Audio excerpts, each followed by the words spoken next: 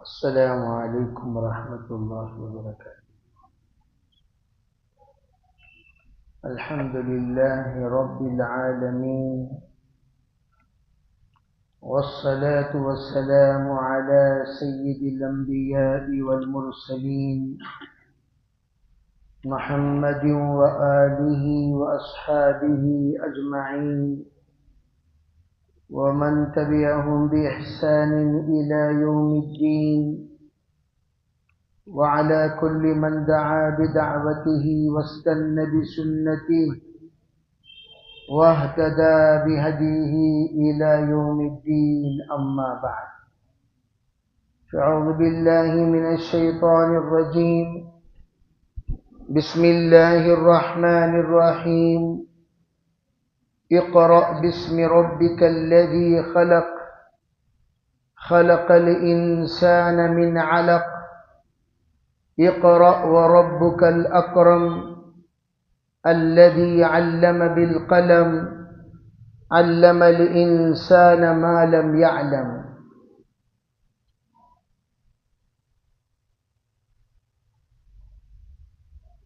اللہ تعالیٰ نے انبیاء علیہم السلام کا سلسلہ اپنے پیغام پہنچانے کے لیے جاری کیا، اور اللہ کا پیغام یہ نبیوں کے سلسلے سے امت تک پہنچایا گیا۔ جو بھی پیغامات اللہ تعالی بندوں کو دینا چاہتے ہیں، انبیاء اس کے لیے واسطہ بنتے ہیں، چاہے وہ قولی پیغامات ہوں یا تحریری پیغامات ہوں۔ اللہ کے دو طرح کے پیغامات ہیں، یہ کہے قول اور یہ کہے تحریر۔ قول کے معنی بول کے ذریعے سے پیغام پہنچانا، تحریر کے معنی رسالہ، جس طریقے سے خطوط دیے جاتے ہیں اس طرح خط کے ذریعے سے پیغام پہنچانا۔ اور جو پیغام اللہ تعالی تحریری پہنچائے اس میں مشہور 4 کتابیں ہیں اور بقیہ صحیفے ہیں۔ صحیفے یہ چھوٹے چھوٹے رسالوں کی شکل میں ہوتے ہیں، جیسے قرآن پاک میں صحف ابراہیم و موسیٰ، ابراہیم علیہ السلام کے صحیفے، موسیٰ علیہ السلام کو بھی اللہ نے صحیفے عطا فرمائے۔ شروع میں صحیفے دیے، بعد میں اللہ تعالیٰ نے کتاب عطا کیا۔ اسی لیے کہا جاتا ہے کہ اللہ جل جلالہ امن والہ نے انبیاء کو جو ذمہ داریاں عطا فرمائی وہ ذمہ داری اللہ کا قول سمجھانا ہے، صرف کتاب دینا نہیں ہے، کتاب سمجھانا ہے۔ اللہ نے کتاب اللہ عطا کیا، کتاب کو سمجھانے کے لیے رسول اللہ بھی عطا کیا۔ جیسے تورات اللہ نے عطا کی، تورات سمجھانے کے لیے حضرت موسیٰ، حضرت ہارون تشریف لائے۔ اللہ نے انجیل عطا کی، سمجھانے والے حضرت عیسیٰ تشریف لائے۔ اللہ نے زبور عطا کی، سمجھانے کے لیے حضرت داؤد اور حضرت سلیمان علیہ السلام کو ذمہ داری دی گئی۔ اللہ نے قرآن عطا کیا، قرآن کو قولاً فعلاً عملاً تقریراً سمجھانے کے لیے حضرت جناب محمد رسول اللہ صلی اللہ علیہ وسلم کو اللہ نے عطا کیا۔ ذرا توجہ سے ان باتوں کو سمجھنا اور سمجھ کر مذاکرہ کرنا۔ ہمارے درمیان مذاکرے کی عادت نہیں ہے، جس کی وجہ سے ہم فرمایا کے سہارے میں بہت ساری باتیں وہ نقل کرتے ہیں جو باتیں کہیں نہیں گئیں۔ مذاکرہ اسے کہتے ہیں جس چیز کا ذکر ہوا اسی چیز کا مذاکرہ ہونا چاہیے۔ اسی لیے کہا جاتا ہے جو بات کہی جائے وہ بات یا تو لکھ لیا کرو یا تو اسے کسی جگہ پر محفوظ کر لیا کرو۔ حضور اقدس صلی اللہ علیہ وسلم نے فرمایا ایک مرتبہ کہ احفظ العلم، علم کو محفوظ رکھو۔ صحابہ نے پوچھا حضور ہم علم کو کیسے محفوظ رکھیں؟ آپ نے فرمایا احفظ العلم بالکتابہ، علم کو محفوظ رکھو لکھ کر۔ ابتدائی دور میں دو طرح کا دور گزرا ہے، ذرا توجہ سے اس بات کو سمجھنا۔ ایک دور دور قرآن، ایک دور دور حدیث۔ ایک ہے دور دور قرآن اور ایک ہے دور حدیث۔ دور قرآن کسے کہتے ہیں؟ ابتدائی زمانے میں جس وقت قرآن نازل ہوا تو صرف قرآن کو لکھنے کی اجازت تھی، حدیث لکھنے کی اجازت نہیں تھی۔ صحابہ اکرام کئی مرتبہ حضور سے درخواست کیے، حضور آپ کی زبان مبارک سے بڑی قیمتی باتیں نکلتی ہیں اور ہم لوگ ان باتوں کو بھول جاتے ہیں، اگر آپ اجازت دیں تو ہم اس کو لکھ لیا کریں۔ بہت ساری باتیں اللہ کے رسول صلی اللہ علیہ وسلم کی صحابہ کرام سننے کے بعد آپس میں بیٹھ کر مذاکرہ کرتے تھے کہ حضور نے آج کیا کہا، حضور نے آج کیا کہا، حضور نے آج کیا کہا۔ لکھنے کی اجازت مانگی، حضور نے اجازت نہیں دی، فرمایا لکھنے کی اجازت صرف قرآن پاک کو ہے۔ اس کی وجہ علماء یہ لکھتے ہیں کہ کل کا دن ایسا نہ ہو قرآن و حدیث دونوں لکھے ہوئے ہوں اور اس کے درمیان خلط ملط ہو جائے، لوگ تمیز کرنا بھول جائیں، تمیز کرنے کی ان کے اندر اگر صلاحیت نہیں ہے تو پھر دونوں خلط ملط ہو جائے۔ اس لیے فرمایا نہیں، لکھی جو جائے گا وہ صرف آیتیں لکھی جائیں گی، اس کے علاوہ دیگر چیزوں کو لکھنے کی اجازت نہیں ہے۔ تو صحابہ لکھتے تھے قرآن پاک کی آیتیں جو لکھنا جانتے تھے، چمڑوں میں، کپڑوں میں، تختیوں میں، پتھروں میں، کاغذوں میں، جو چیز ان کو لکھنے کے لیے دستیاب ہو جائے ان تمام چیزوں پر لکھ لیا کرتے تھے۔ پھر جب اتنی صلاحیت صحابہ میں پیدا ہو گئی کہ یہ قرآن ہے اور یہ حدیث ہے اور یہ قرآن کی عبارت کا انداز ہے اور یہ حدیث کی عبارتوں کا انداز ہے، قرآن کی فصاحت ایسی ہوتی ہے، حدیث کی فصاحت ایسی ہوتی ہے، قرآن کے مضامین یوں ہوتے ہیں، حدیث کے مضامین یوں ہوتے ہیں، جب دونوں کے درمیان تمیز کرنے کا علم آ گیا، پتہ چل گیا کہ یہ قرآن یہ حدیث ہے، تو اللہ کے رسول علیہ الصلوۃ والسلام نے اب حدیث پاک لکھنے کی اجازت دی۔ تو وہی حدیث میں نے نقل کی، آپ نے فرمایا کہ ہر علم کو محفوظ رکھو، علم کو محفوظ رکھنے کا حکم دیا آپ نے۔ صحابہ نے پوچھا یا رسول اللہ علم ہم کیسے محفوظ کریں؟ علم سننا کافی نہیں ہے، اگر سننا کافی ہوتا آج تک دین کا علم باقی نہ رہتا۔ صحابہ، تابعین، تبع تابعین، دیگر تمام علماء علم کو صرف سن کر محفوظ نہیں کیے، بلکہ تین طرح علم کو محفوظ کیا گیا۔ علم کو محفوظ کیا گیا عمل کے ذریعے سے، علم کو محفوظ کیا گیا مذاکرے کے ذریعے سے، علم کو محفوظ کیا گیا درس و تدریس کے ذریعے سے۔ یہ تین طرح سے علم کو محفوظ کیا گیا۔ علم کی حفاظت یہ تین ہی طرح سے ہوتی ہے۔ جو بات کہی ہم نے سنا، سنتے ہی فوراً عمل کرو۔ جیسے مثال کے طور پر یہ ایک بات ہم نے سنا حضرت ابو حنیفہ رحمۃ اللہ علیہ سے، حضرت سے کسی نے آ کر پوچھا حضرت بتائیے ایمان پر خاتمے کے لیے ہمیں کیا کریں؟ ہم نے سنا ہے سب سے زیادہ شیطان سکرات کے وقت میں محنت کرتا ہے، اتنی محنت کرتا ہے، اتنی محنت کرتا ہے کہ ایمان والا بغیر ایمان کے دنیا سے جائے۔ پوری زندگی جتنی محنت کرتا ہے وہ پوری محنت سکرات کے وقت میں کرتا ہے تاکہ ایمان والا ایمان کے بغیر دنیا سے جائے۔ اگر ایمان کے بغیر چلا گیا تو اس کے لیے بہت بڑی کامیابی مل گئی۔ تو ایسے شیطانی وساوس سے بچنے کے لیے ہم کیا کریں؟ یہ وہ سوال ہے جو سوال کا جواب ہر ایمان والے کی ضرورت ہے، بلکہ یوں سمجھو ہماری زندگی کی محنت کا خلاصہ ہے۔ اگر پوری زندگی ہم دیندار گزاریں بن کر، لیکن آخر میں اگر حالات دین پر پیش آ جائے، بھئی ہم سے بڑا اللہ نہ کرے بد نصیب تو کوئی نہیں ہوگا۔ تو حضرت نے جواب یہ دیا، سب سے پہلی بات کہ اللہ کی دی ہوئی نعمتوں میں سب سے بڑی نعمت ایمان ہے، اور اللہ کہتا ہے لئن شکرتم لازیدنکم، تم شکریہ ادا کرو گے ہم اضافہ کریں گے۔ اور اضافہ اللہ کیسے کرے گا؟ کہا جس وقت آپ ایمان کا شکر ادا کرو۔ شکر تین طرح کی ہوتی ہے، ایک قولی شکر، زبان سے بھی شکر ادا کرو، ایک عملی شکر یعنی ایمان کے تقاضے پر چلو، اور ایک ذہنی شکر، ذہنی اعتبار سے بھی اللہ کے اس ایمان کی نوازش پر آپ کو مطمئن ہونا چاہیے، اطمینان ہونا چاہیے۔ اس سے بڑھ کر نعمت کائنات میں کوئی نہیں ہے۔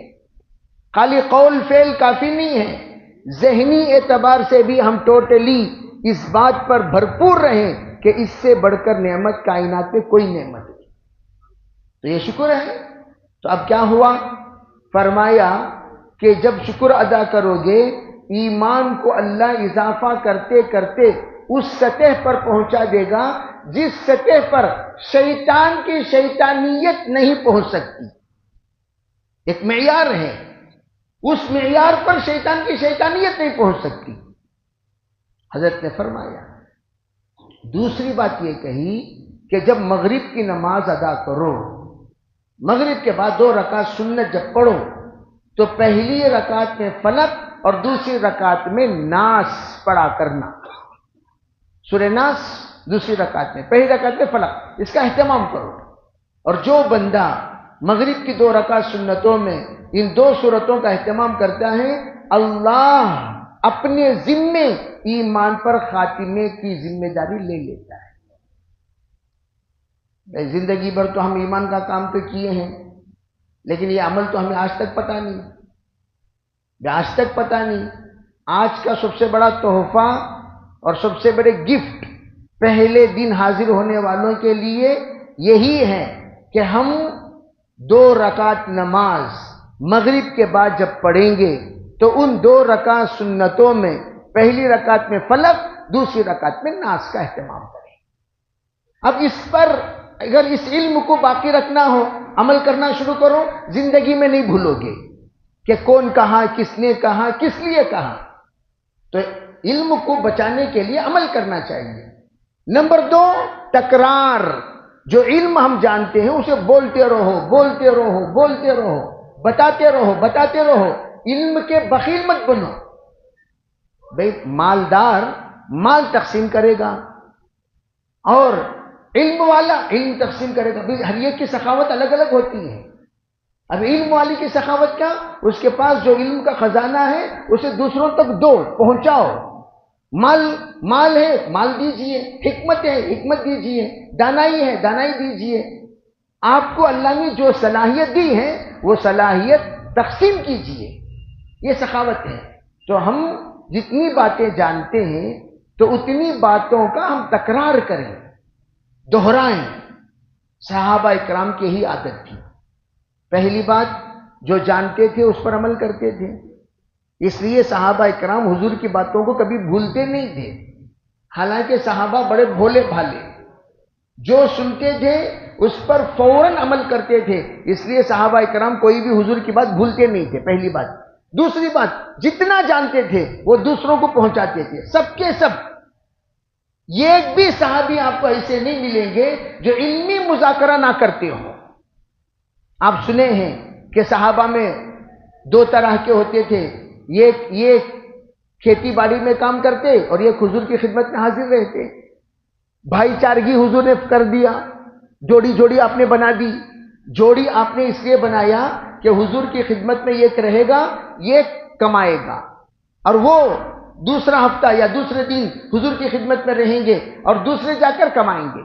جو کمائی ہوتی ہے پورا دن، وہ شام کو آنے کے بعد آدھا مال تقسیم بھی ہو جاتا تھا اور آدھا علم بھی تقسیم ہوتا تھا۔ کیا کیا سنے آپ آج حضور کی خدمت میں، کیا کیا دیکھے آپ حضور کو، کیا کیا آپ کو معلومات حاصل ہوئے، کیا کیا مذاکرے ہوئے، یہ تمام باتیں امانت کے طور پر شام میں بیٹھ کر سمجھا دیا کرتے تھے، سنا دیا کرتے تھے۔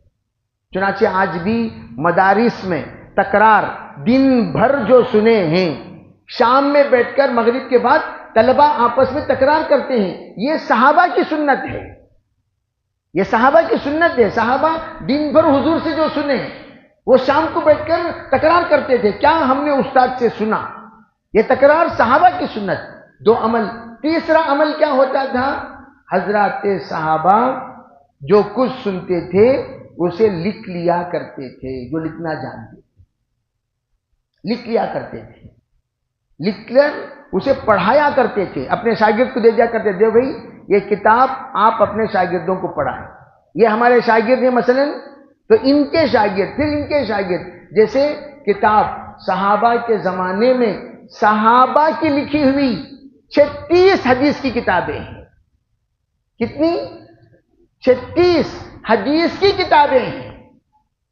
حدیث صحابہ نے لکھی، اور صحابہ لکھ کر اپنے شاگردوں کو، ابھی طائف میں دیکھے ہوں گے حضرت عبداللہ ابن مسعود کا مدرسہ، جس وقت حضور اقدس صلی اللہ علیہ وسلم کا وصال ہو گیا، جب آپ نے فرمایا بلغوا عنی ولو آیا، تو تمام صحابہ اپنا اپنا رخ کیے۔ حضرت عبداللہ ابن عباس رضی اللہ تعالی عنہ یہ رخ کیے طائف کی طرف۔ طائف کو جا کر انہوں نے اپنے شاگردوں کو حلقہ جمایا، جو کچھ انہوں نے سرکار دو عالم صلی اللہ علیہ وسلم سے سنا وہ سب کچھ صحاب اپنے شاگردوں کو سنایا۔ جتنا انہوں نے قرآن سمجھا سب کچھ انہوں نے اپنے شاگردوں کو سمجھایا۔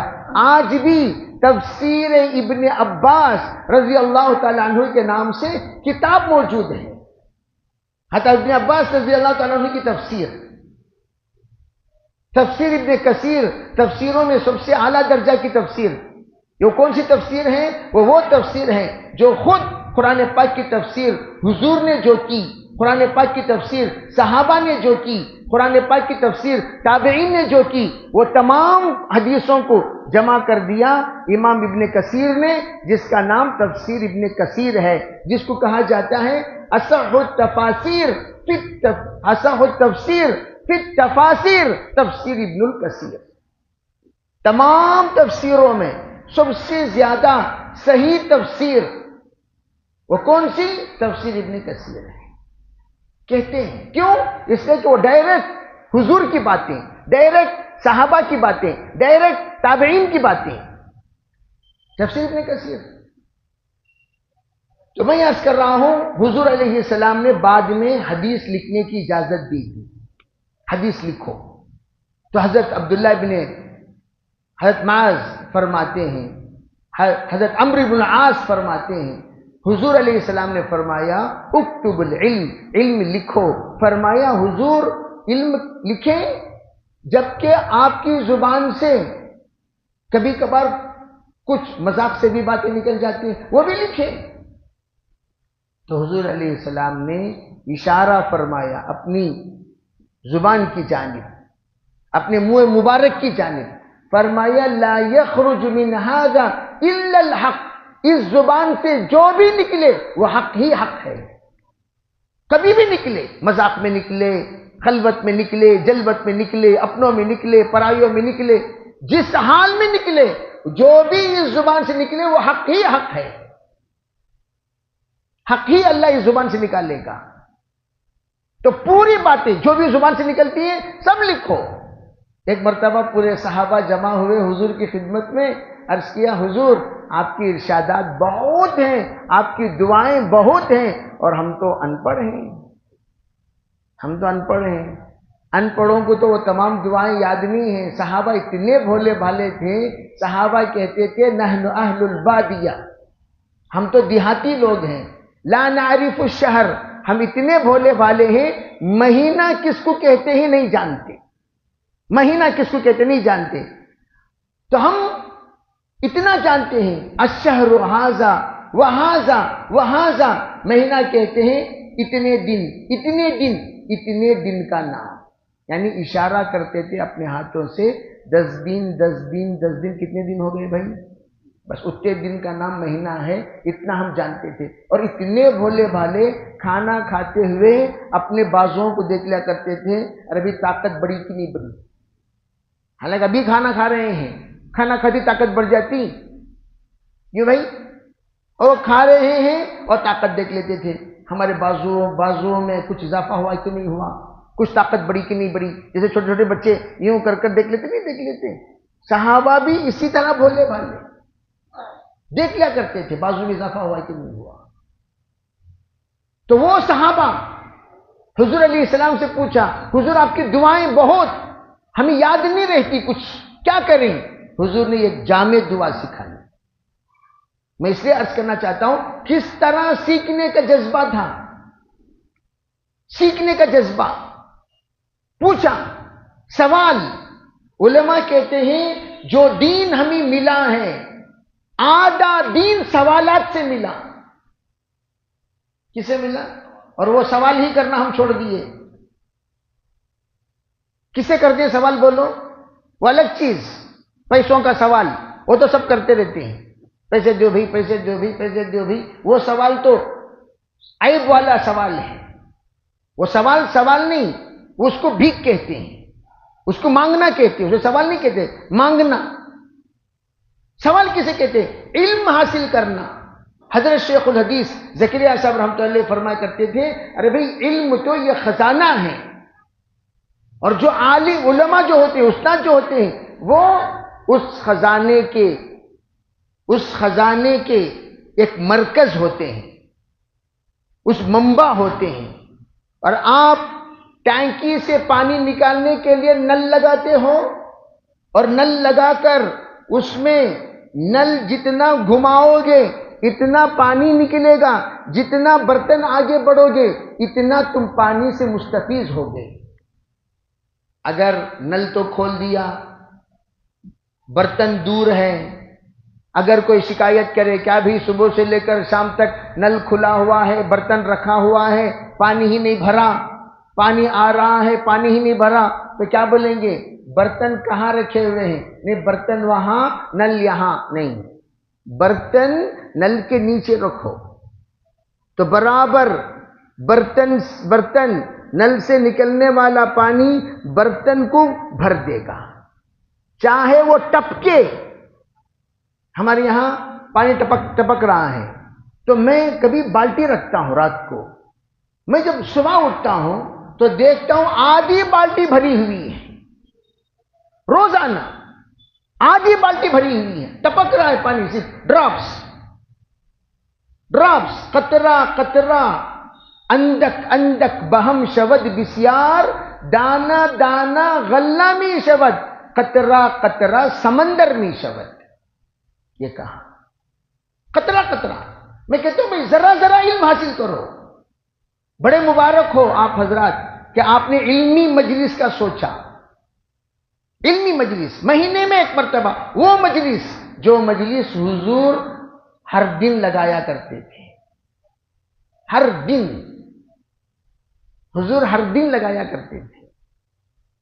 حضور کی کوئی مجلس وہی نازل ہوئی اقرا، سب سے پہلے حضور نے دار ارقم کی بنیاد رکھی.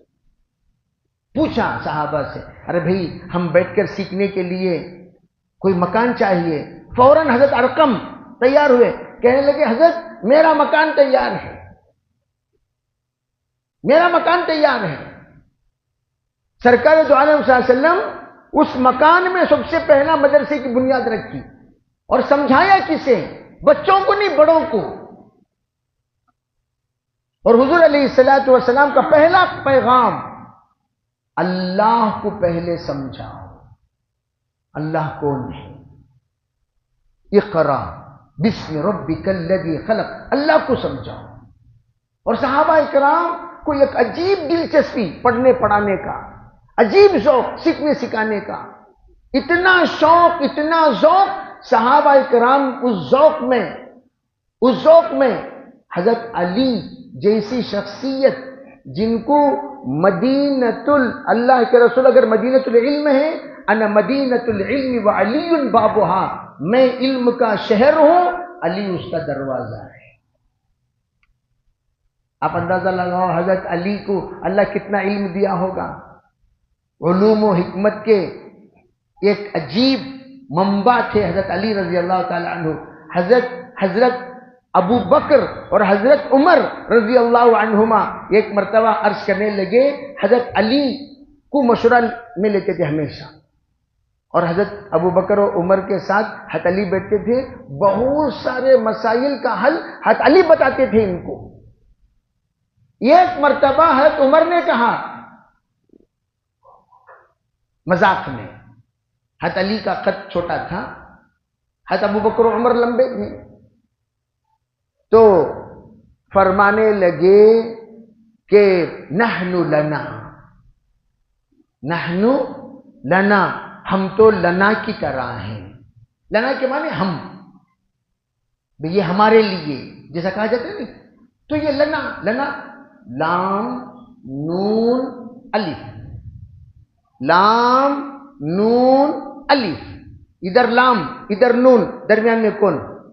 ادھر لام ادھر الف، درمیان میں نون، یعنی کیا مطلب؟ ابو بکر رضی اللہ تعالیٰ عنہ لمبے ہیں، حضرت عمر بھی لمبے ہیں، اور حضرت علی چھوٹے قد کے ہیں۔ تو مذاق میں فرمایا حضرت عمر نے نحن لنا، ہم تو لنا کی طرح ہیں۔ حضرت علی یہاں سے ہٹ گئے، ہٹ کر ان دونوں کو ملا دیا، لام الف کیا ہوا؟ بولو بھی کیا ہوا؟ فرمایا لولا انا انتما لا، اگر میں نہ ہوتا تم دونوں نیست ہو جاتے۔ ہٹ گئے حضرت علی وہاں سے۔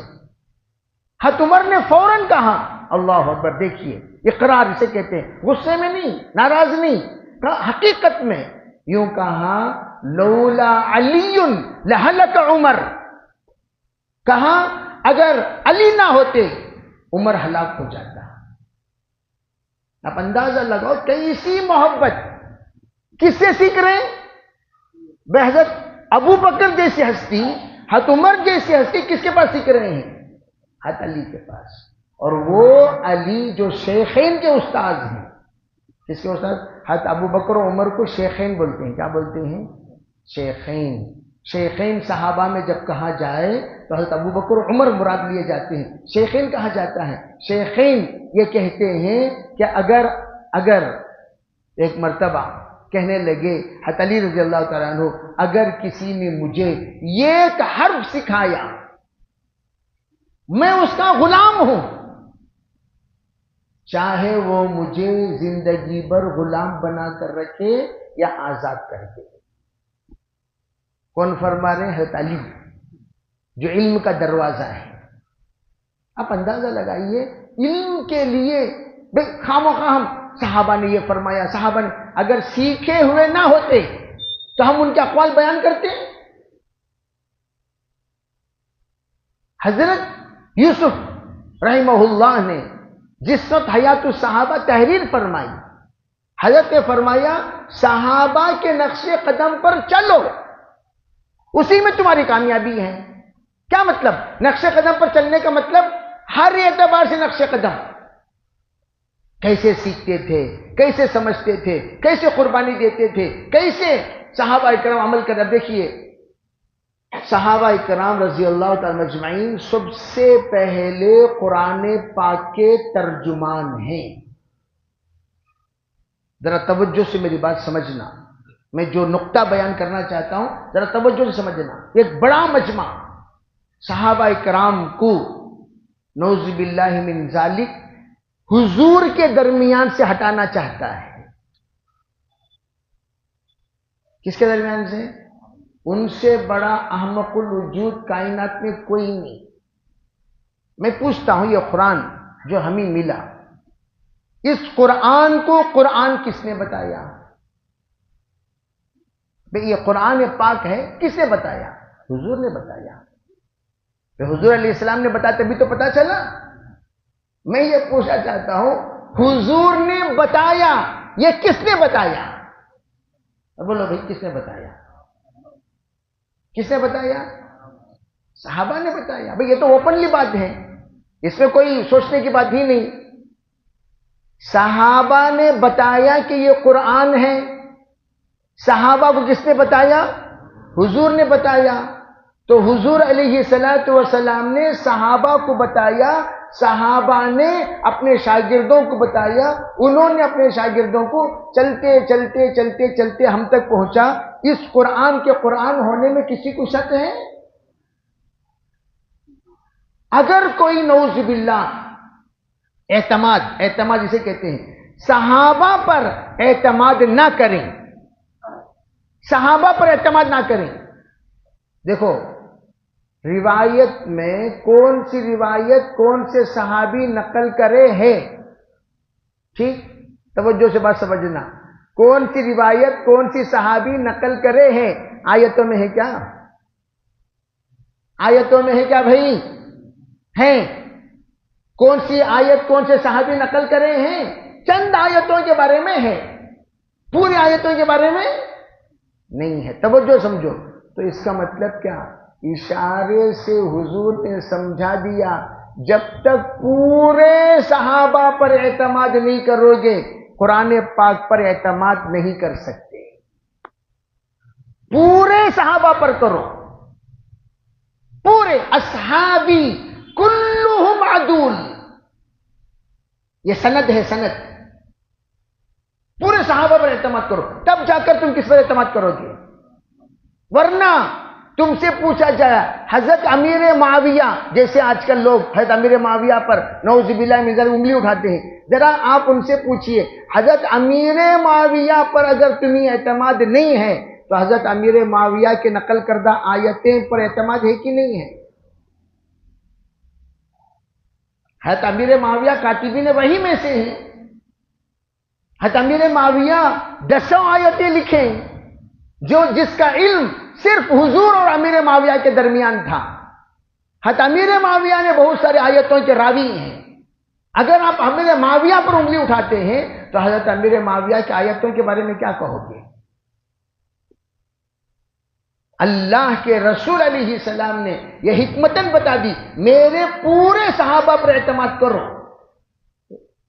حدیث پاک میں کوئی کہتا ہے یہ ضعیف ہے، یہ قوی ہے، یہ مستند ہے، یہ غیر مستند ہے، یہ آ کر متکلم فی ہے، یہ قبر واحد ہے، وغیرہ وغیرہ، یہ منکر ہے، یہ وہ ہے، یہ ہے. مختلف درجات. حدیث کے اندر 32 درجات ہیں. کتنے ہیں بھائی؟ 32 درجات ہیں، الگ الگ الگ الگ الگ الگ 32. قرآن پاک میں ایک درجے کے علاوہ دوسرا درجہ ہے ہی نہیں، ایک ہی درجہ ہے. قرآن پاک میں ضعیف آیتیں بھی ہیں کیا؟ کیوں بھائی؟ جو آیتیں انہوں نے نقل کی یہ ضعیف، جو آیت انہوں نے نقل کی وہ قوی، جو آیتیں انہوں نے نقل کی وہ قبر واحد، جو آیتیں انہوں نے نقل کی وہ منکر، جو آیتیں انہوں نے نقل کی وہ متصل، جو آیتیں انہوں نے نقل کی وہ منقطع، جو آیتیں انہوں نے نقل کی وہ مرسل. ایسا ہے قرآن پاک کی آیتوں میں؟ قرآن کی سب آیتیں قوی. اگر کوئی قرآن کے ایک حرف کا بھی انکار کرتا ہے وہ کافر. کون ہے بھائی؟ تو حضور نے اشارتاً کہہ دیا میرے صحابہ پر اعتماد نہ رکھنے کا نتیجہ کفر تک پہنچا دے گا. میرے صحابہ پر اعتماد نہ کرنے کا نتیجہ کفر تک پہنچا دے گا. اسی لیے اب یوسف رحمۃ اللہ علیہ نے فرمایا سب سے پہلے صحابہ کی زندگی پڑھو. کیوں؟ حضور نے، توجہ، حضور نے اپنی سیرت کے 1,24,000 کلر زیراکس کاپی بنائے. کتنے؟ 1,24,000 کلر زیراکس کاپی. اور آپ نے کیا فرمایا؟ میرے صحابہ میں جس کے نقش قدم پر چلو گے جنت تک وہ پہنچا دیں گے. 1,24,000. یہ 1,24,000 کون ہیں؟ یہ نبیوں کے نمونے ہیں. انبیاء کتنے بھائی؟ 1,00,000. صحابہ کتنے؟ بدرین کتنے؟ 313. رسول کتنے؟ 313. رسول کتنے؟ زور زور سے بولو، جلدی جلدی بولو. رسول کتنے؟ بولے کو تو کیا 10,000. رسول کتنے؟ 313. متفقن علیہ. 314 کی روایت، 315 کی روایت، 317 کی روایت، لیکن تمام روایتوں میں پکی روایت 313. اسی طرح بدرین میں 313، 314، 315، 317 تک کی روایت، پکی روایت 313. 313.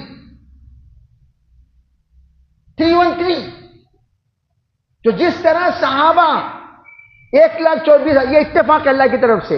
اللہ نے روز اول سے لے کر روز آخر تک، حضرت عیسیٰ علیہ السلام کے بعد حضور صلی اللہ علیہ وسلم تک جو نظام بنایا، اس نظام کو تا قیامت جاری رکھنے کے لیے اللہ نے ایک دوسرا نظام شروع کیا.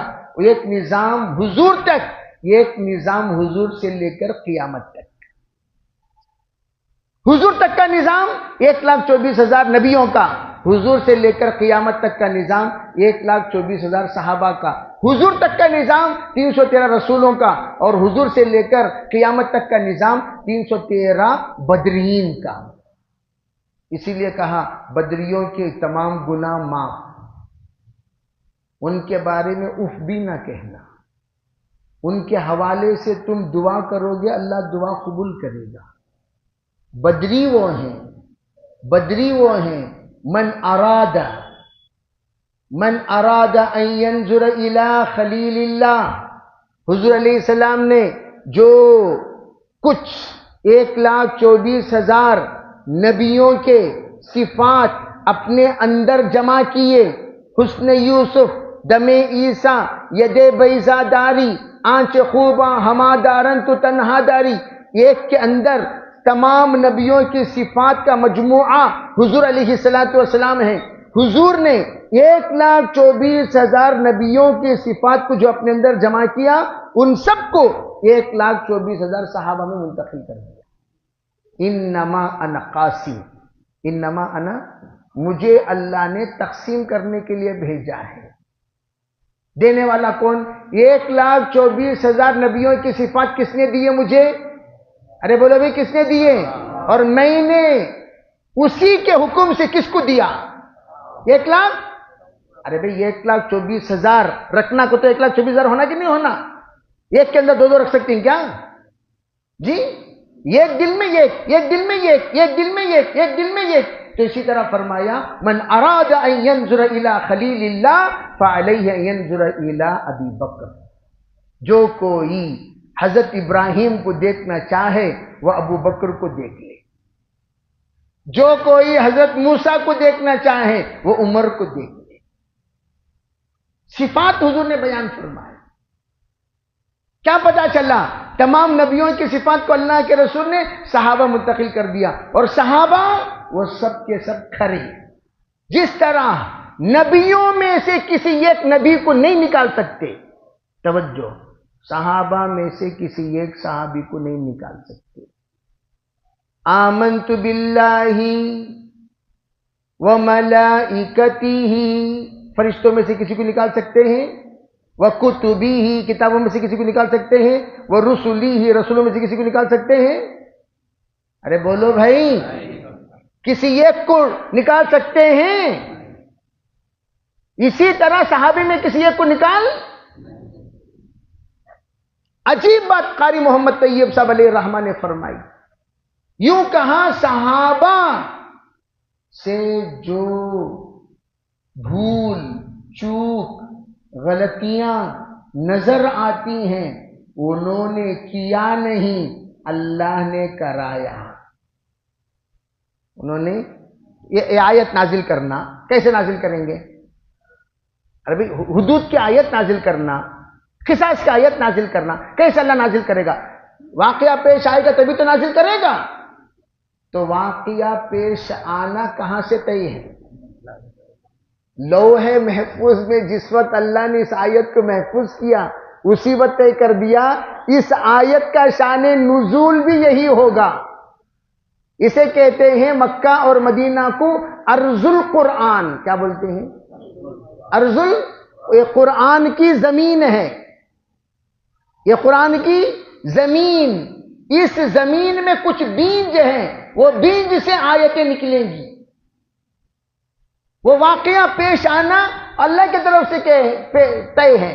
وہ واقعہ کس کے ذریعے سے پیش آنا وہ بھی کس کی طرف سے طے ہے. تو صحابہ وہ ہیں جو قرآن کی آیتوں کے نازل ہونے کا ذریعہ بنے. کیا بنے؟ ارے بات سمجھ میں آ رہی نہیں آ رہی؟ یہ سمجھنے کی ضرورت ہے. ہم تو سیرت تو سنتے رہتے ہیں، لیکن صحابہ کون ہیں وہ تو سننا چاہیے، وہ تو سمجھنا چاہیے. یہ عقیدے سے تعلق رکھنے والی بات ہے. تو میں یہ عرض کر رہا ہوں صحابہ کو اللہ تعالیٰ نے ارض قرآن بنایا. زمین یہ رجال القرآن ہے. مکہ اور مدینہ قرآن کی زمین ہے. صحابہ قرآن کے لوگ ہیں. صحابہ کون ہیں؟ قرآن کے لوگ. بولتے ہیں بھئی ان کی برکت سے آیت نازل ہوئی، ان کی برکت سے آیت نازل ہوئی، ان کی برکت سے آیت ہے، ان کی برکت سے. دوڑ کر آئے صحابہ حضرت صدیق اکبر کے پاس. واہ کیا گھرانہ ہے تمہارا، آپ کے گھر کے ذریعے سے کتنی آیتیں نازل ہوئی. کیسے؟ حضرت عائشہ کا ہار گم ہو گیا. بخاری کی روایت ہے حضرت عائشہ کا ہار گم ہو گیا. تمام لوگوں کو حضور نے پڑاؤ ڈالنے کو کہہ دیا. ارے رک جاؤ رک جاؤ رک جاؤ. حضرت عائشہ کا ہار تلاش کر رہے ہیں. نماز کا وقت آ گیا. نماز پڑھنا، پانی نہیں. سب لوگ کیا بھائی قصہ جاگ بولو بھائی تمہاری بیٹی کو. ایسا ہر آگے نہ گھما لے رہے تو دیکھو نماز کا ٹائم. سب پریشان، نماز کا وقت ہو رہا ہے، کیا نہیں ہے؟ حضرت جبریل فوراً تشریف لائے، تیمم کی آیتیں نازل فرمائے. کون سی آیتیں نازل ہوئی؟ ارے بولو بھائی. فَتَيَمَّمُوا سَعِيدًا طَيِّبًا. پاک مٹی سے تیمم کرو، نماز ادا کرو. تیمم کر کے نماز ادا کر لیے. ارے بھائی چھوڑو ہار ملے یا نہ ملے. اٹھایا اونٹ اٹھایا تو اونٹنی کے نیچے ہار ہے. جب سفر کے لیے اونٹ اٹھائے کھڑا کیے تو کہاں ہے ہار؟ ارے بولو بھائی کہاں ہے ہار؟ تب کہنے لگے سبحان اللہ صدیق اکبر، کیا پیارا گھرانہ ہے تمہارا. کسی نہ کسی بہانے سے تا قیامت اللہ نے آیت نازل فرما کر سب کے اوپر راحت کے فیصلے فرما دیا. اگر یہ واقعہ پیش نہ آتا، آیت تیمم کی آیتیں نازل ہوتی؟ بولو بھائی. تو یہ نعمت ہے زحمت ہے؟ زحمت کی شکل میں نعمت. کیا کہتے ہیں زحمت کی شکل میں؟ شکل تو زحمت کی نظر لگ رہی ہے، لیکن قیامت تک کے لیے نعمت نازل ہو گئی. یہ ہے، اسی لیے کہا جاتا ہے مکہ اور مدینہ جہاں پر آیتیں نازل وہ ارض القرآن ہیں، اور یہ رجال القرآن. یہ رجال القرآن. چنانچہ میں یہ عرض کر رہا تھا کہ صحابہ کرام کو سب سے پہلے حضور صلی اللہ علیہ وسلم نے اقرا کا پیغام پڑھانے کو کہا. اللہ نے کیا کہا؟ پڑھو. پڑھو کے معنی کیا؟ آپ پڑھیے جا کر پڑھائیے، آپ پڑھیے جا کر پڑھائیے، آپ پڑھیے جا کر پڑھائیے. اب میں بول رہا ہوں پڑھو بھائی، میں پڑھ کو رہا تو تمہیں پڑھانا سو. بولو بھائی میں بولا پڑھو، جاگو پہلے تمہیں جا پڑھ لے گا. بولیں گے کہ نہیں بولیں گے؟ ایک ان پڑھ بیٹھ کر پڑھو بھائی. کون ہے تمہیں پڑھاتی سو؟ کہاں تمہاری صورت ذرا دکھاؤ، تمہیں پڑھاتی سو. تمہیں جا کو پہلے تمہیں پڑھ لے گا. بولیں گے کہ نہیں بولیں گے؟ تو حضور علیہ السلام کو الرحمن علم القرآن اللہ نے پڑھایا. اللہ نے پڑھایا. پڑھایا کیوں؟ پڑھانے کے لیے. بولو پڑھایا کیوں؟ پڑھانے کے لیے. پہلے پڑھو. 3 سال میں فارغ ہو گئے حضور. ایک آیت پڑھنے کے بعد اس ایک آیت پر 3 سال ریسرچ. 3 سال کے بعد اس بے چینی، بے قراری، آپ علیہ الصلوۃ والسلام اتنا بے چین بے قرار ہو گئے، ارے بھائی پہلا سبق تو مل گیا، دوسرا سبق نہیں مل رہا۔ یہ پڑھنے کے بعد جیسے کہ آج پہلا سبق ملا، دوسرے مہینے میں کب آئے گا وہ آخری ہفتہ، کب آئے گا وہ آخری ہفتہ، کب آئے گا وہ آخری ہفتہ، پورا مہینہ بے چین رہنا۔ کون؟ انشاءاللہ بولو۔ ابھی ایک بے چینی کیوں؟ پہلا سبق مل گیا، دوسرا سبق کب؟ پہلا سبق مل گیا، 3 سال حضور کو دوسرا سبق نہیں ملا۔ پہلا سبق اقرأ بسم ربک الذی خلق خلق الانسان من علق اقرأ وربک الاکرم الذی علم بالقلم علم الانسان ما لم يعلم۔ یہ آیت 5 نازل ہوئی اور کہاں 2 مرتبہ اقرا کہا۔ پہلے ہی سبق میں 2 سلیبس۔ پہلا سبق کیا؟ وورل کورس۔ پہلے وورل، چیپٹر نمبر 1 وورل، چیپٹر نمبر 2 کتاب کے ذریعے سے پڑھانے کی ذمہ داری۔ کیوں؟ پہلے کہا اقرا بسم ربک الذی خلق، اللہ کا نام لے کر، رب ذوالجلال جس نے تمہیں پیدا کیا اس کا نام لے کر پڑھنا شروع کرو۔ کیا مطلب؟ پہلے تمہیں جس نے پیدا کیا اس کا سبق پڑھو، اپنا رب کو پڑھو، اپنے رب کو سمجھو، اپنے خالق کو پڑھو، اپنے خالق کو سمجھو، اپنا اللہ کون ہے وہ پڑھو۔ میں عام طور پر پوچھا کرتا ہوں، اتنے سالوں سے ہم لوگ کام کر رہے ہیں الحمدللہ، اگر کوئی ہم سے پوچھے اللہ کون، اللہ کون، ہمیں لوگ کیا جواب دیں گے؟ اپنے اپنے اعتبار سے کچھ نہ کچھ ایسے ویسے جواب دے دیتے ہیں، ہٹنے کے لیے، چھٹنے کے لیے۔ حقیقی جواب کیا؟ حقیقی جواب اللہ کے رسول علیہ السلام کے ذریعے سے اللہ نے ہمیں بتایا۔ قل هو اللہ احد۔ اگر آپ سے آ کر کوئی پوچھے اللہ کون، تو آپ اپنے طرف سے اللہ کے واسطے جواب دیو نہ کو۔ تمہیں لوگ کتنے پیارے انداز سے میرا تعارف کراتی معلوم، پورے اناڑیاں الٹے سیدھے جی ایک جنے کو ان کو ملو بھی کون انو بھی داڑھی والے جی کیا جی وہ داڑھی والے کو تعارف کرانا سو داڑھی والے تو سب جنے ہی ملو بھی ان کو کون انو بھی کون وہ بولے نا میں تم نہ ہاؤ کیا بولے تمہیں نہیں وہ عمر رسید آدمی کو بولیا تھا۔ یہ کوئی تعارف کرانے کا شکل ہے؟ تعارف تعریف کے ساتھ کرائی جاتی ہے۔ تعارف بولو، ارے بھی تعارف تعریف کے ساتھ کرائی جاتی ہے، تعارف تجاہل کے ساتھ نہیں۔ ایسے انسان کو آپ نے تعارف کے لیے کھڑایا جو جانتا ہی نہیں کہ یہ کون ہے۔ تو ہم اللہ کی جانب بنانے والے ہمیں خود پتہ نہیں کہ اللہ کون ہے۔ اگر کوئی ہمیں کھڑا کر دے یوں پوچھے بتاؤ بے اللہ کون ہے، وہ اللہ کرے گا ٹھیک ہے اللہ پر بولے نا کون بھی انہوں پوچھے کہ تو اللہ معلوم نہیں معلوم، اللہ معلوم نہیں معلوم نہیں، تم نہ معلوم ہے، مجھے بھی معلوم نہیں، انہیں بھی کیا بولتی مجھے بھی معلوم۔ کیوں؟ تعارف اللہ کا کیسا کرنا نہیں جانتی، تو اللہ تعالیٰ نے آسان انداز سے اللہ کا تعارف کرانے کے لیے سورہ اخلاص اللہ نے عطا فرمائی۔ وہ چھوڑ تو سب کچھ سب جانتے ہیں۔ قل هو اللہ احد، پہلے یہاں اللہ کو پڑھنے کو کہا جا رہا ہے، اللہ کو پہلے پڑھو۔ اقرا بسم رب،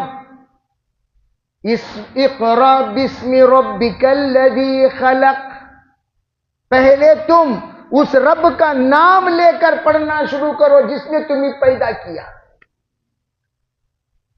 الذی خلقک، خلقک اصل میں کیا ہے؟ الذی خلقک، اس لیے کہ مخاطب سامنے ہے، اس رب کا نام لے کر پڑھ جس نے تجھے پیدا کیا۔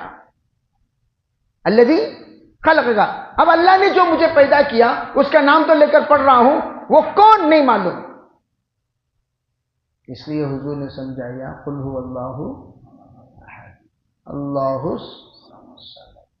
लम यलिद वलम यूलद वलम यकुल लहू कुफुवन अहद। इसके सिलसिले में अभी तो हम मुकद्दमा बयान किए हैं। मुकद्दमा का एक हिस्सा शुरू हुआ है। मुकद्दमात के 10 हिस्से हैं। कितने हिस्से हैं? 10 हिस्से हैं। बड़े इख्तिसार के साथ आपके दरमियान सिमटना पड़ेगा और सिमट कर उसको बयान करना होगा। तो मैं ये अर्ज़ करना चाहता हूँ कि जहाँ जहाँ कुल आया, कुल वहाँ आया जब लोगों ने सवाल किया। जितने कुल हैं कुरान पाक में, तो उससे पहले लोगों ने क्या किया? हुजूर से सवाल किया, आप बताइए क्या है इसका मतलब, क्या उसका मतलब, क्या ऐसा कर दो, क्या वैसा कर दो। लोगों ने सवाल किया तो अल्लाह ने कुल कहा, कुल आप जवाब दीजिए, कुल आप जवाब दीजिए, कुल आप जवाब दीजिए। तो पता चला कि कुरान का एक बड़ा हिस्सा सवालात का है। तो दीन के बारे में सवाल करना ये सहाबा इकराम की भी आदत थी और दीगर लोग जो भी दीन समझना चाहते थे उनकी भी आदत थी। तो सवाल अपने अंदर पैदा करना, और सवाल कोई मामूली चीज नहीं है। सवाल के जरिए से इंसान के इल्म का मेयार का पता चलता है। अस्सवाल निस्फुल इल्म, सवाल आधा इल्म है। अगर सवाल बेवकूफ की तरह कर रहा है तो क्या समझना चाहिए? कौन की लूज सवाल कर रहे हैं, लाइक लूज दिखते ना भी नो, बोलते कि नहीं बोलते? क्यों भाई? जो बेहुदा इंसान है उसका सवाल भी कैसा होगा? बेहुदा होगा, बेकार सवाल। खड़े होकर इनका मूसा अलैहिस्सलाम के पढ़नाने का नाम क्या था बताइए। अब अल्लाह ताला सबा क़यामत के दिन, हो भाई मूसा अलैहिस्सलाम के पढ़नाने का नाम क्या था? नहीं मालूम। फरिश्तों कोड़े लगाओ, इसे कोड़े लगाओ। क्यों? उसे किसके नानी का नाम पता नहीं है। वो अल्लाह पूछेगा। सवालात पहले अहकाम के बारे में करो। इसके बारे में अहकाम, उन चीजों के बारे में सवाल करो जिनका जानना हम पर पहले फर्ज है। नंबर 2 वाजिब है। नंबर 3 हलाल और हराम है। नंबर 4 सही और गलत है। बात समझे नहीं? पहले उसका सवाल करो। अस्सवाल निस्फुल इल्म। हाँ, ये चैप्टर हमने फिनिश कर दिया, फिर सेकंड चैप्टर शुरू करेंगे। पहले फराइज का चैप्टर, फिर वाजिबात का चैप्टर, फिर उसके बाद सुन्नतों का चैप्टर, फिर आदाब का चैप्टर। ये चैप्टर क्या होना चाहिए? फिनिश होना चाहिए। फिर उसके बाद जाकर मुस्तहब्बात के चैप्टर्स। तो हमारा जो सवाल जवाब की मजलिस भी होगी कि आपके सामने कुरान पाक से मुताल्लिक 1 घंटा उससे कुछ कम बयान करने के बाद आपको 20 मिनट दिया जाता है सवाल जवाब के लिए। तो वो सवाल जवाब आप सवालात अपने मस्तूरात के जरिए से भी तहरीर करें। एक कापी रखें, उस कापी में बाकायदा तारीख, आज जैसे कि ये अक्टूबर है, अक्टूबर के सवालात, क्या सवालात हैं? पूरा महीना पड़ा हुआ है। पूरे महीने में आप सवालात जमा करें।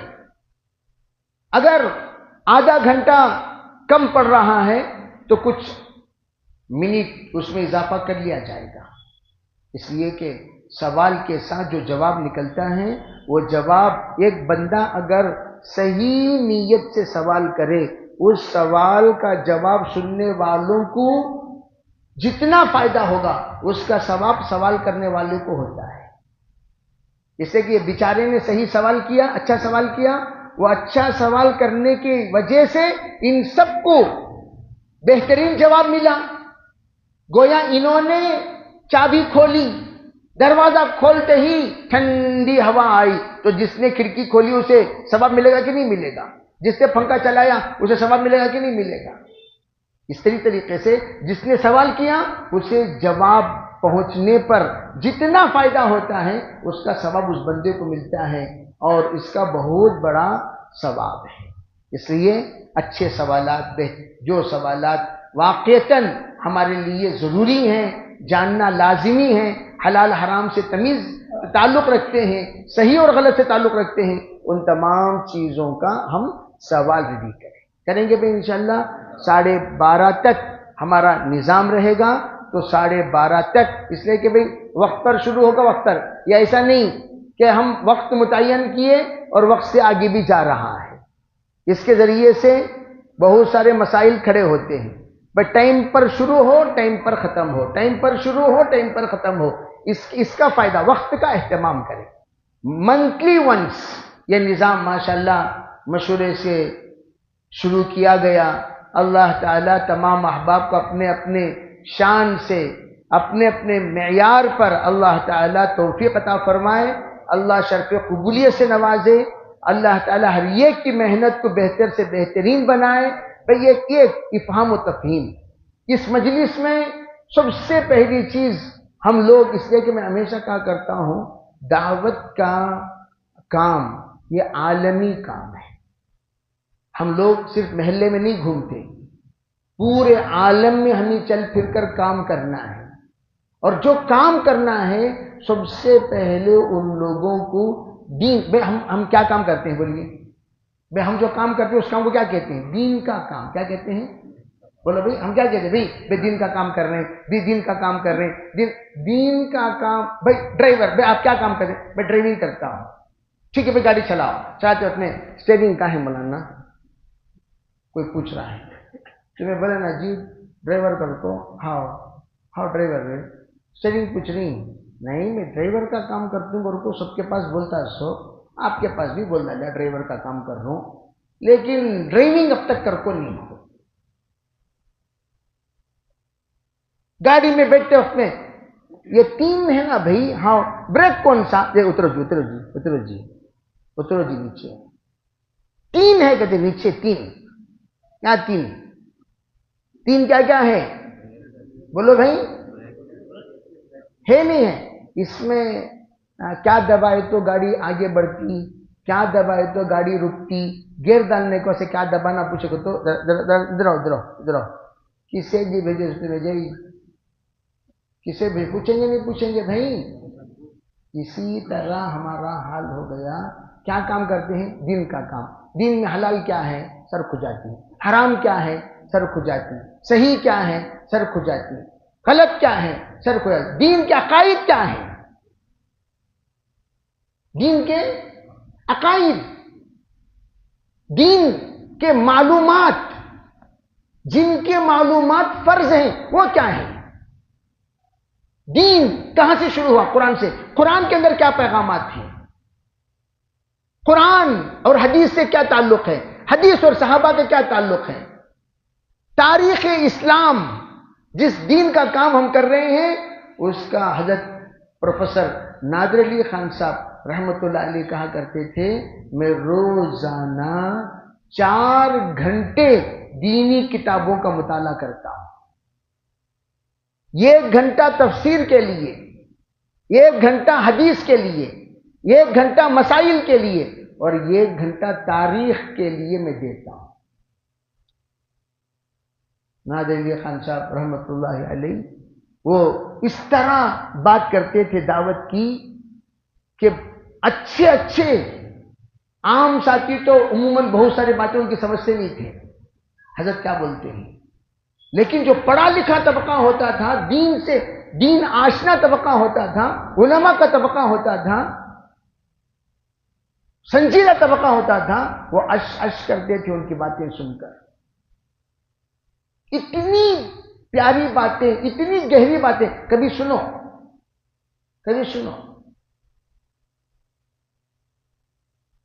وجہ فرمایا دعوت میں لگنے کا مقصد ہی جہالت کو دور کرنا ہے۔ ہمارے اندر اتنی صلاحیت اور استعداد پیدا ہو جائے، خطیب نہیں ہم خطیب بنے، امام نہیں ہم امام بنے، مؤذن نہیں ہم مؤذن بنے، کہ ہم ہر دین کے شعبے کو، مدرس نہیں ہے، مکتب پڑھانے والے کون بھی نہیں، تو ہم بیٹھ کر مکتب پڑھائیں. قرآن پڑھانے والے نہیں، ہم بیٹھ کر قرآن پڑھائیں. مسائل پڑھانے والے نہیں، ہم بیٹھ کر مسائل پڑھائیں. باقاعدہ پڑھ کر ہم اس کی سند حاصل کریں گے انشاءاللہ. تو اتنی استعداد دھیرے دھیرے. عربی چھوٹی موٹی بات، قرآن ہم سے کیا کہہ رہا ہے، چند آیتوں کا ترجمہ صحیح ہمیں آئے، اس کے لیے توجہ کافی ہے. ہمارے ایک بزرگ تھے، وکیل صاحب تھے، یہاں بیٹھے تھے ان کے والد صاحب. وہ 14 زبانیں بات کرتے تھے. کشمیر کو جماعت لے جانے کا نمبر آیا پہلی بار حضرت مولانا انعام رشید صاحب رحمۃ اللہ کے زمانے میں. علماء کوئی نہیں. حضرت نے کہا بھئی یہ جماعت عربوں کی ہے، کشمیر کون لے جائے گا؟ وکیل صاحب کہنے لگے حضرت اجازت دے تو میں لے جاتا ہوں. آپ لے جائیں گے؟ جی. جماعت کو سنبھال لیں گے؟ ہاں. ٹیسٹ لیا گیا، ٹیسٹ میں پاس. کل لے جائیے. عربوں کی جماعت کشمیر ایک وکیل صاحب لے گئے. علم تھا تبھی تو لے گئے، کچھ نہ کچھ جانکاری تھی تبھی تو لے گئے. تو سب نیت کریں گے انشاءاللہ. تو آپ کا یہ اقدام، اس اقدام کو اللہ تعالیٰ تمام حلقے کے لیے نمونہ بنائے، مثالی بنائے. اس اقدام کی ذریعے سے انشاءاللہ تمام حلقوں کے اندر اگر اس کا احساس بیدار ہو گیا، امید ہے یہ مجلسیں انشاءاللہ ہمارے لیے معیاری بننے کی مجلسیں ہوں گی. پھر دیکھنا ہمارے ساتھ چلنے والے کتنا بہترین بن کر آتے ہیں، کتنا بہترین بن کر آتے ہیں. ایک جماعت آئی، کسی نے پوچھا ارے بھی آپ لوگ جماعت میں گئے، نماز سیکھا؟ ہاں. نماز سیکھا؟ نہیں، نماز تو ہم نے نہیں سیکھا. نماز کے فرائض واجبات سیکھا؟ ابھی آج کل تو مسائل کا مذاکرہ ہی ختم ہو گیا. ایک نوجوان چترا درگا کی بات بول رہا ہوں میں، پوچھا تو لوگوں بچوں نے بتایا نہیں سیکھا. نتیجہ کیا ہوا؟ کیا جی 40 دن ضائع کر دیے، 40 دن جا کر آپ نے نماز نہیں سیکھا. تو وہ لوگ لے کر گئے، لے جا کر انہوں نے نماز کے بارے میں کچھ باتیں بتائیں، وہ انہی کے ہو کر رہ گئے. 400 بچے چلے گئے. وجہ ہم نے علم کی طرف توجہ نہیں دیا. اور آج کل کیا لے کر آئے، یہ ہے کارگزاری.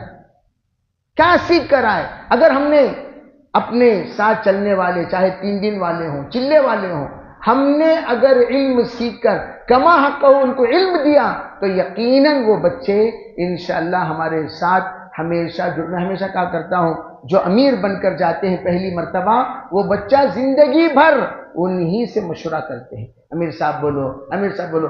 امیر صاحب کو کچھ آتا جاتا رہے گا تبھی تو وہ بتائیں گے. اگر کچھ بھی نہیں آتا تو کیا بتائیں گے؟ الٹے سیدھے بات بتا دیں گے. اس لیے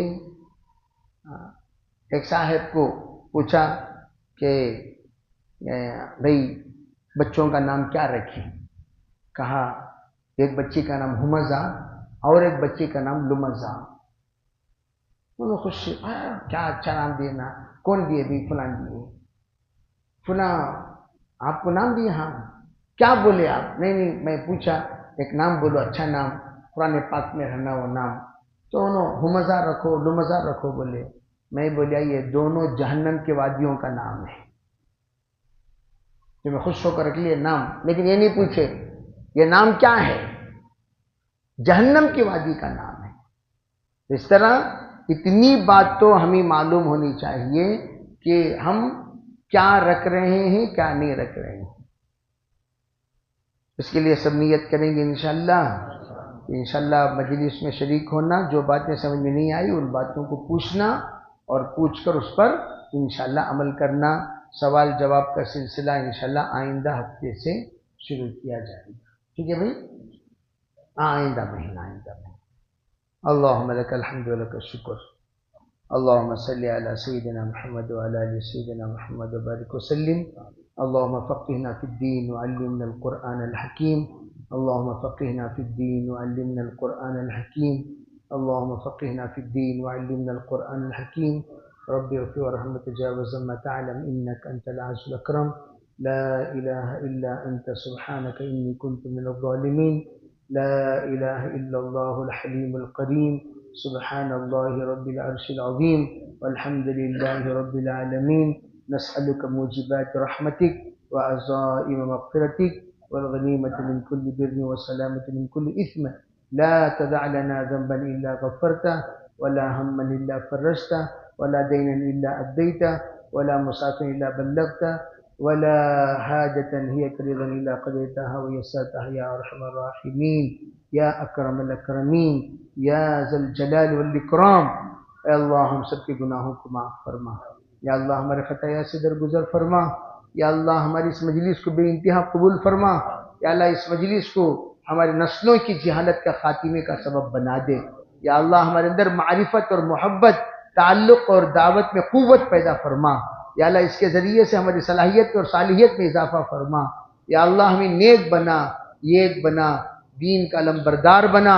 ہر طرح کے خیر ہمارے حق میں مقدر فرما، ہر طرح کے شر سے ہماری حفاظت فرما. یا اللہ جو کچھ سنا گیا ہے اسے صحیح سمجھنے کی، جو بات سمجھی گئی ہے اسے دوسروں تک پہنچانے کی توفیق عطا فرما. یا اللہ دلچسپی نصیب فرما، شوق نصیب فرما، ذوق نصیب فرما. یا اللہ ہمارے تمام مسائل اس کے ذریعے سے حل فرما. یا اللہ چھوٹا موٹا ہم نے اقدام کیا ہے، اس اقدام کو ہم سب کے لیے نجات کا سبب بنا دے، نجات کا سبب بنا دے. یا اللہ تیرے کلام کے ذریعے سے ہم نے اس مجلس کو شروع کیا ہے تاکہ تو نے ہم سے کیا کہا یا تو نے ہم سے کیا کہا ہم اسے سمجھ سکیں. یا اللہ اس سمجھداری کو بے انتہا قبول فرما.